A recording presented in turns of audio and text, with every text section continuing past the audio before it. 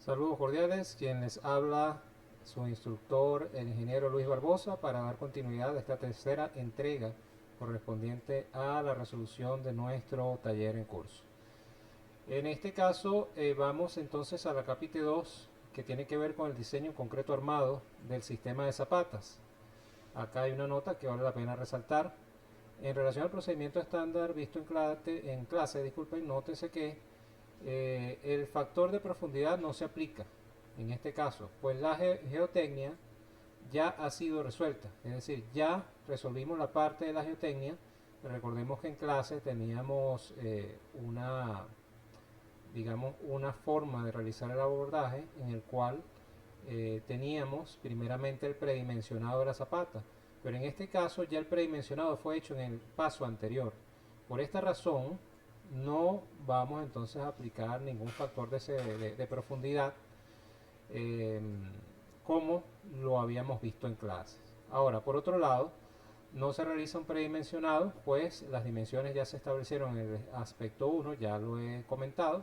Se deberá definir la carga para estados límite último, ELU.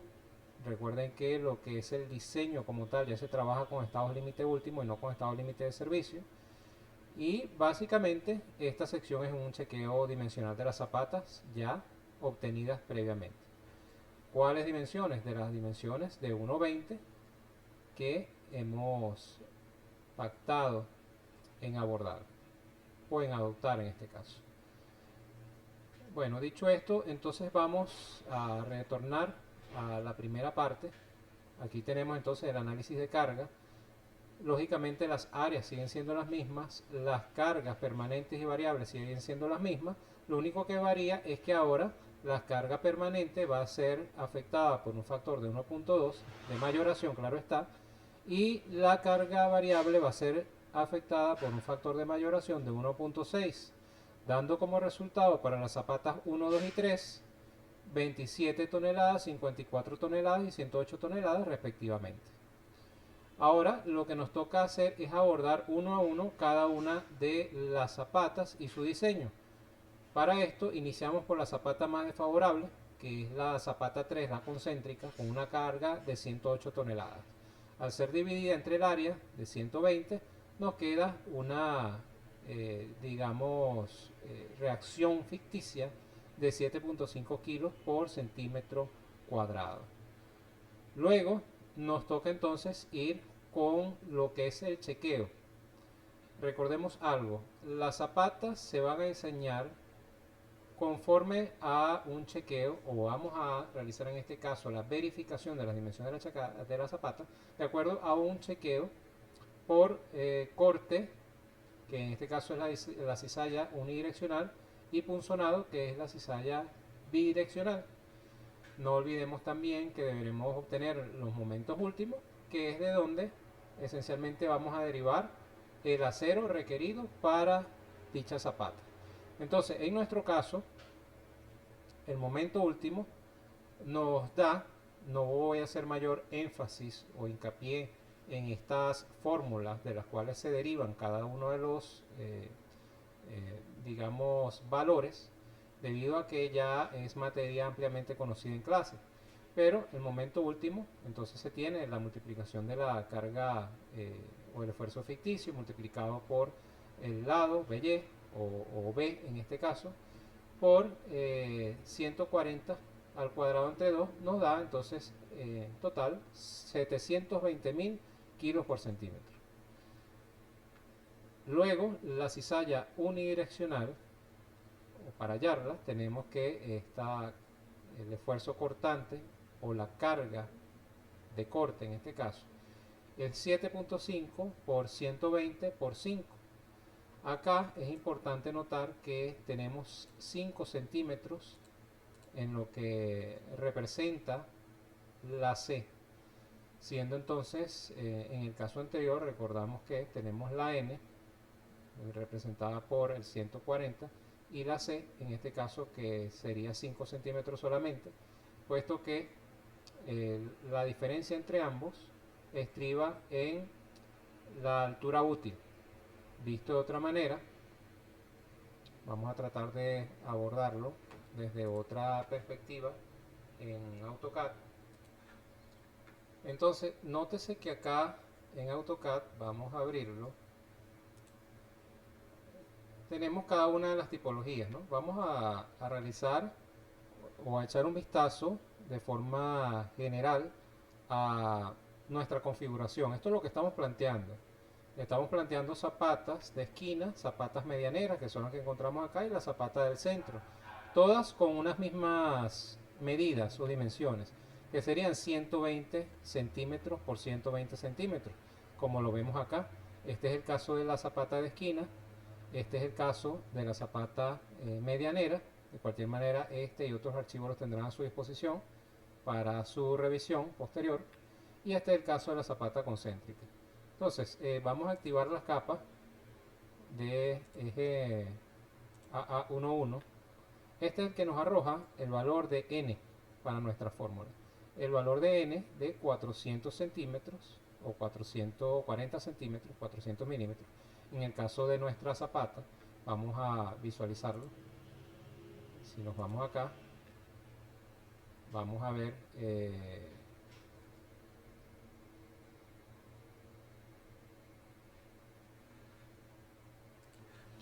fíjense que acá, al revisar en AutoCAD, tenemos el valor de NX, que sería NX, que es indiferentemente igual a NY, refiere a las fórmulas de clase. Tenemos un valor de 40 centímetros. Sin embargo, acá en el documento observamos que el valor difiere en una cierta cantidad. Vamos a abrirlo nuevamente.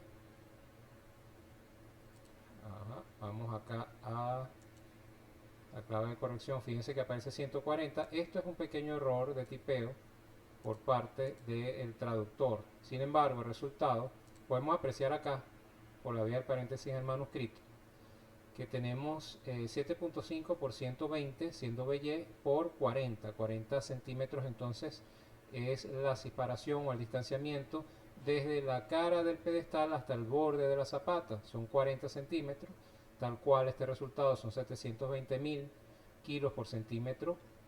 Y por favor tome entonces la previsión acá en el documento de la clave de corrección transcrita, que aquí tendríamos realmente es 40 centímetros, no 140 centímetros al cuadrado.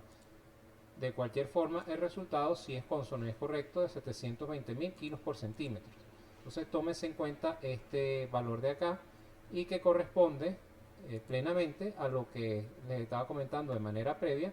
Acá en AutoCAD tenemos entonces un NX, que es igual lógicamente al NY, de 40 centímetros, 400 milímetros, debido a que la zapata es concéntrica y es simétrica además.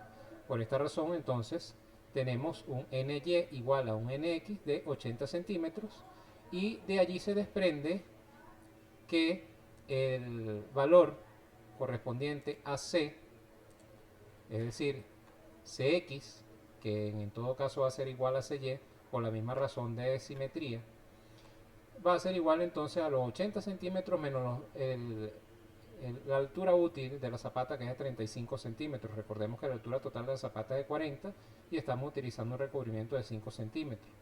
En vista de ello, entonces el resultado acá nos va a quedar que tenemos 5 centímetros. Y vamos a hacer la modificación acá de una vez.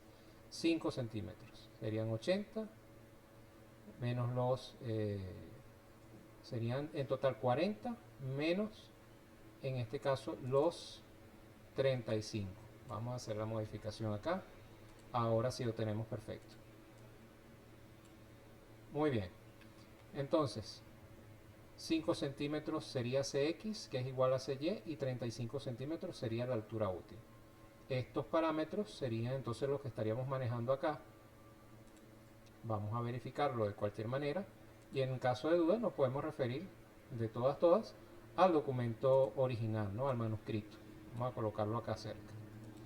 Entonces acá en la clave de corrección tenemos 7.5 por 120 por 5. Nótese que aquí si utilizamos CY correctamente, 5 centímetros, el resultado es 4500, y el esfuerzo, que no es más que dividir ese resultado del cortante entre el factor 0.85 multiplicado por B por la base de la zapata multiplicado por la altura útil nos da 1,26, tal cual lo van a poder apreciar acá en el documento manuscrito, que también les dejaré a modo de consulta, puesto que normalmente este transcrito posee un poco más de orden. Luego hemos de chequear lo que es la resistencia del concreto al corte, como lo hacemos normalmente en clase, y en este caso nos cumple, puesto que es mucho mayor la resistencia del concreto al corte que el esfuerzo desarrollado por cortante unidireccional. Luego deberemos considerar entonces lo que sería el perímetro de punzonado. No es difícil divisar pues que nuestro perímetro de punzonado va a ser lo que es el lado de nuestro pedestal o columna más los 35 centímetros que corresponden a la suma de la distancia media a cada lado. Vamos a dirigirnos acá. Observemos que tenemos la misma. Serían 40 centímetros más los 35 centímetros que sería de medio a cada lado. Esto corresponde o compete a nuestro caso típico y ya estudiado en clase de nuestra pirámide truncada. Fíjense acá cómo tenemos entonces el perímetro de punzonado, que es el resultado de sumar el lado del pedestal o columna más de medios a cada lado, y nos da entonces como resultado una B, que es el lado, más dos veces de medio que se transforman en D, y por esa razón entonces bueno, ya tenemos allí el valor correspondiente, que efectivamente es correcto. Entonces el perímetro de punzonado o de punzonamiento son 300 centímetros. Tenemos ahora también un área crítica que resulta, y recordamos también, simplemente de multiplicar lo que son los lados de, en este caso, el cuadrado que se forma por la base de la pirámide truncada, que es la proyección del corte en la base de la zapata, tal cual como lo veíamos previamente en nuestras fórmulas. El área crítica básicamente entonces es el sigma u multiplicado por el lado b más d elevado al cuadrado, puesto que hay simetría. Entonces al tener esto en claro, regresamos acá a nuestro documento. Tenemos una relación de aspecto igual a 1. Acá obviemos esto, simplemente la relación de aspecto va a ser igual a 1. Y tenemos entonces que la cizalla o el corte por cizalla, por cizallamiento, sería de 108.000 menos los parámetros ya citados, nos queda en 65.812,5 kilogramos. Esto nos lleva a asumir o considerar un esfuerzo de punzonado de 7,37 kilos por centímetro cuadrado. Lo podemos verificar igualmente acá en el manuscrito, 7,37 kilos por centímetro cuadrado, y luego de verificar contra la resistencia del concreto vemos que cumple. Ya tendríamos listo lo que es esta primera parte de la zapata número 3, la zapata concéntrica. Luego debemos realizar la verificación al aplastamiento de la columna. En este caso el lado de la columna son 40, al cuadrado su área son 1600, el lado de la zapata son 120. En resumen, nos está dando que el cociente entre las áreas es igual a 9, cuya raíz es 3, pero este valor es mayor que 2, por lo tanto se adopta normativamente el valor de 2, el cual será utilizado posteriormente para multiplicar la resistencia máxima de la columna para obtener la resistencia máxima de la base. Entonces en el punto 2.6 tenemos la resistencia máxima por columna, ya conocemos la fórmula, nos da una resistencia de la columna de 238 toneladas, luego de allí se desprende el doble, de acuerdo al factor que nos ha acabado de arrojar, dos veces la carga máxima de la columna, nos da 476 toneladas, de donde se desprende que efectivamente cumple el chequeo por aplastamiento de la columna y de la base, puesto que la carga última es menor que la carga máxima que soporta la columna, que a su vez es menor que la carga máxima que soporta la base. Finalmente debemos determinar el acero requerido. Para ello simplemente nos valemos de la fórmula de flexión, de cálculo por flexión, y al despejar el acero no tenemos que el momento último dividido entre los factores 0,90, que es el factor de flexión, Fy, en nuestro caso es 4200, Ju, que es el brazo mecánico, en nuestro caso estamos asumiendo 0,90 para garantizar ductilidad, y 35, que es D, la altura útil, nos da 6,05 centímetros cuadrados, dividido entre el lado de la zapata, para obtener el acero por centímetro cuadrado por metro, nos da 5,04 centímetros cuadrados por metro.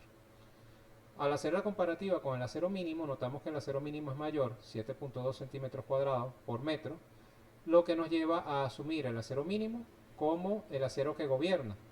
Y al obtener este acero mínimo como gobernante, entonces tenemos que los 7,02 centímetros por metro cuadrado son los que vamos a utilizar para ingresar a las tablas.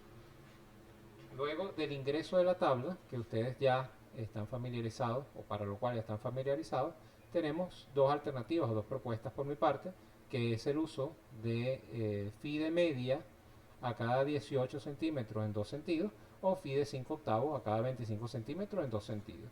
Cualquiera de las dos alternativas es válida. Yo me iría más por la opción de 5 octavos a cada 25 por ser una medida más completa y garantizar con menos cantidad de acero una ductilidad más adecuada y un funcionamiento más adecuado de la zapata. Lo siguiente va a ser lo propio con la zapata medianera. De cualquier forma, no vamos a hacer mayor hincapié en este caso de la zapata medianera, solamente me voy a permitir hacer algunas salvedades, pero de resto el procedimiento deberán realizarlo ustedes para optimizar el tiempo. Vamos a ir acá a AutoCAD y vamos a verificar en el caso de las zapatas medianeras, vamos viéndolo por partes. Vamos a apagar en este caso las capas correspondientes, vamos a buscar la zapata medianera.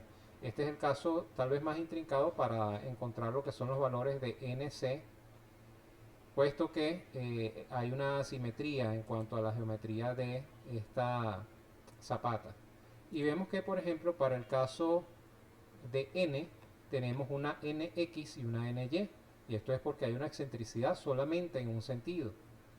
Entonces, en el caso de la excentricidad mayor, tenemos una NX que es igual a 80 centímetros, el resultado de 120 centímetros en la totalidad.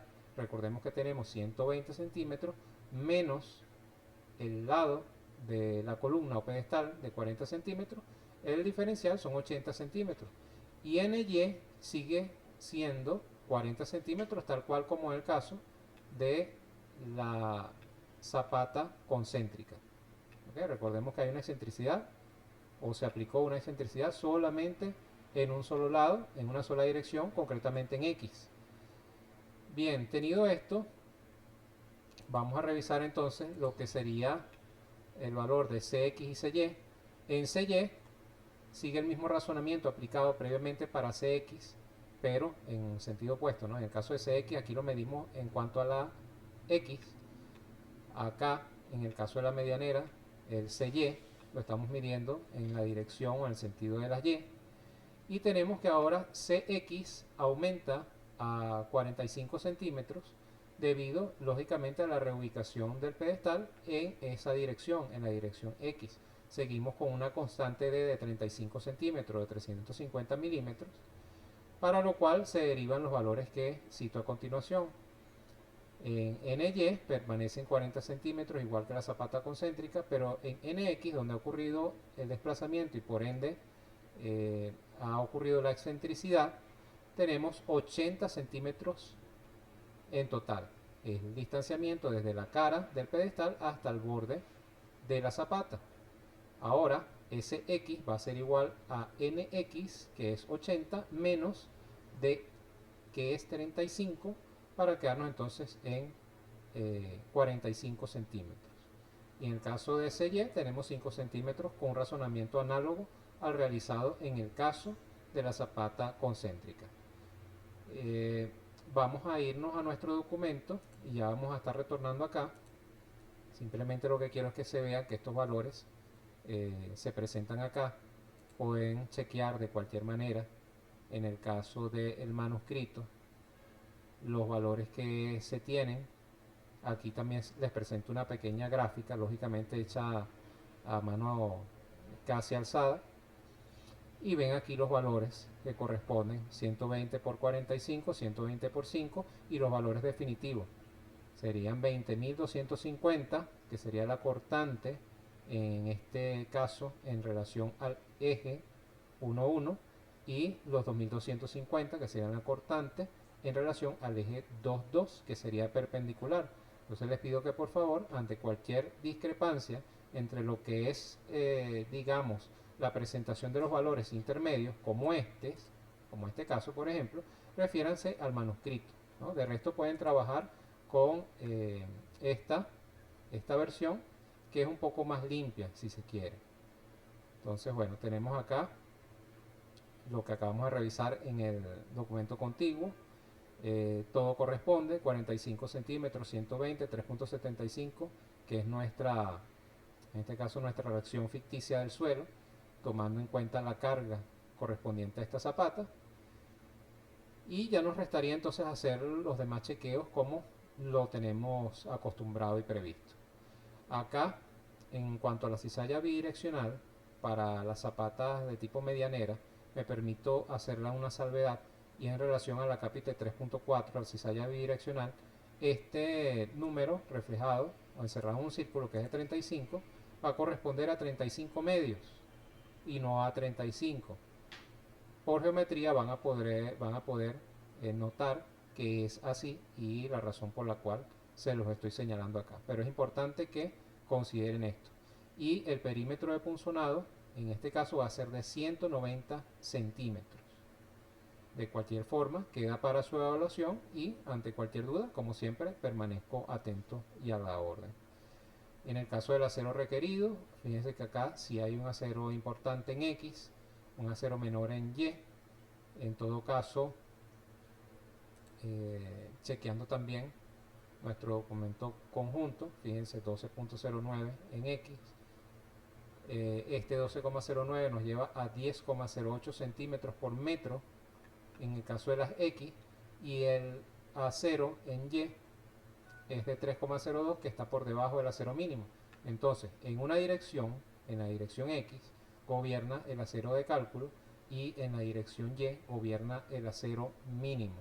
Esto no está, digamos, esclarecido en esta presentación, pero sí es bueno que lo puedan estar manejando, ¿no? 10,08 centímetros es mayor que 7,02, por lo que la determinación de estos aceros corresponden a cada uno de los sentidos, como está el documento adjunto. Tenemos phi de 5 octavos a cada 16 centímetros en dirección X, y phi de media a cada 18 centímetros en la dirección Y. Es importante que se note esto. Y adicionalmente a ello, recordemos que ya estamos trabajando con lo que sería el diseño de tensores para lograr la estabilidad. Si bien en clases ya lo habíamos hablado, pero vale la pena realizar esta acotación. Vamos a recordar un poquito. Con respecto al principio del diseño de las bases atensoradas, recordemos entonces que, ¿qué ocurre? Cuando tenemos una excentricidad, esta excentricidad genera un momento. Este momento que se genera es el momento volcante, que no es más que la carga multiplicada por la excentricidad. La excentricidad es la distancia que hay desde el punto de aplicación de la carga, normalmente el baricentro de la columna o pedestal en cuestión, en relación al centroide o al baricentro de la zapata. Entonces, la carga proveniente de la superestructura multiplicada por esa excentricidad nos va a dar un cierto momento volcante, que es el que debe ser estabilizado por el momento estabilizante, valga la redundancia. Entonces tenemos el momento volcante al multiplicar la carga que viene de la superestructura por la excentricidad, pero el momento estabilizante no es más que el producto de una cierta resistencia o una cierta fuerza que debe ejercer el tensor en sentido opuesto a el momento volcante y en relación a la base, a la altura H1, a la base de la zapata, para poder lograr la estabilidad. Recordemos que acá lo que buscamos es una estabilidad de la zapata, puesto que sin la presencia de estos tensores nos veríamos obligados entonces a realizar el cálculo de la zapata considerando las excentricidades, lo cual agrandaría mucho el tamaño de las mismas y haría poco viable, poco factible la realización en obra de estos elementos, la construcción como tal. Dicho sea de paso, nuestra normativa contempla que deberemos utilizar o arriostrar de forma ortogonal a través de vigas de riostra o de vigas de arrastre nuestro sistema de fundaciones. Entonces en este caso estamos utilizando el tensor, que es básicamente una viga de riostra, pero solamente que es capaz de resistir, en este caso, la fuerza para el momento estabilizante. Solamente una fuerza axial o una carga axial. En su efecto, la viga de riostra también considera la resistencia de un determinado momento. Ya llegado el tiempo estaremos hablando sobre las vigas de riostra, pero de momento estaremos trabajando netamente con tensor como elementos estabilizantes. Muy bien, dicho esto, y regresando a nuestro documento, tenemos entonces que se produce un momento volcante, determinamos una fuerza traccionante. Por favor, refiéranse a las diapositivas que ya hemos venido trabajando. Debemos verificar entonces la sumatoria de fuerzas en horizontales, digamos no en X sino horizontales, de manera de que no se produzca ningún tipo de desplazamiento y hacer las comparaciones de rigor, ¿no? Ya cada uno de estos aspectos ha sido tratado en clase, por lo que no haré mayor énfasis en ello, sino más bien invitarles a que puedan estar volviendo a visualizar la clase en cuestión, las diapositivas correspondientes, para así entrar en sintonía con lo que se está diciendo actualmente. Y finalmente tenemos lo que es el diseño en concreto armado de las zapatas de esquina. Y acá, pues simplemente lo que voy a hacer es la salvedad de qué es lo que varía en relación a nuestros abordajes previos. Acá, y vamos a hacer un recuento, en el primer caso teníamos una zapata concéntrica, no hay excentricidad. En el segundo caso teníamos una zapata excéntrica, pero medianera. La excentricidad ocurría solamente en una sola dirección. En el caso de la zapata excéntrica de esquina, la excentricidad se produce o se da en dos direcciones, en X y en Y. Entonces vemos como acá sí hay una simetría, porque la excentricidad es la misma en ambos casos, pero de todas lo importante es que se presenta una excentricidad. Entonces acá para el cálculo de NY y NX, como lo ven, nos da 80 centímetros, lo cual nos lleva al considerar la altura útil de 35 centímetros, de que CX es igual a CY es igual a 45 centímetros. Por favor, verifiquen estos cálculos y chequen que efectivamente es lo que se busca. Ya dicho esto, podemos avanzar. Los chequeos básicamente son los mismos. En el caso del perímetro de punzonado, estamos calculando para 115 centímetros. Recuerden que aquí en el perímetro de punzonado, para el caso de un tipo de zapata como esta, el perímetro, vamos a ubicarlo por acá, el perímetro se calcula distinto porque básicamente es medio perímetro, ¿no? Vamos a observar por acá nuestra diapositiva, creo que tenemos algo de ello. Acá nótese el perímetro de punzonado, entonces la suma de B más D medio, en nuestro caso D medio es 17.5, tenemos 35 centímetros de distancia D, Entonces tendríamos la B, que es 40 más 17.5 serían 57.5 a cada lado. Estaríamos hablando de 57.5 por 2.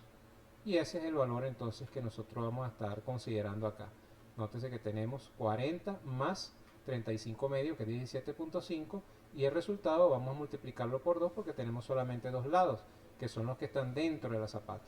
Esto nos da 115. Y el área crítica, bajo el mismo criterio, vamos simplemente a tomar el lado y elevarlo al cuadrado. Y esa es nuestra área crítica.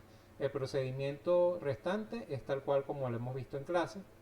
Nos arroja entonces un esfuerzo de 6.5 kilos, que es mucho menor al esfuerzo en el concreto o a la capacidad resistente de concreto. Entonces acá tenemos nota, ya habiendo realizado la verificación para columna y base previamente, se omitirá en este caso por ser menos favorable o desfavorable. Si ya hemos realizado la verificación del chequeo de aplastamiento de las columnas y de la base de la zapata para la carga más desfavorable, pues no tiene mucho caso realizarlo acá, visto que cumple en los casos precedentes, lo que se quiere decir. En el cálculo de acero tenemos ya para culminar que básicamente gobierna el acero mínimo, por lo que tenemos phi de 5 octavos a cada 25 centímetros en las dos direcciones.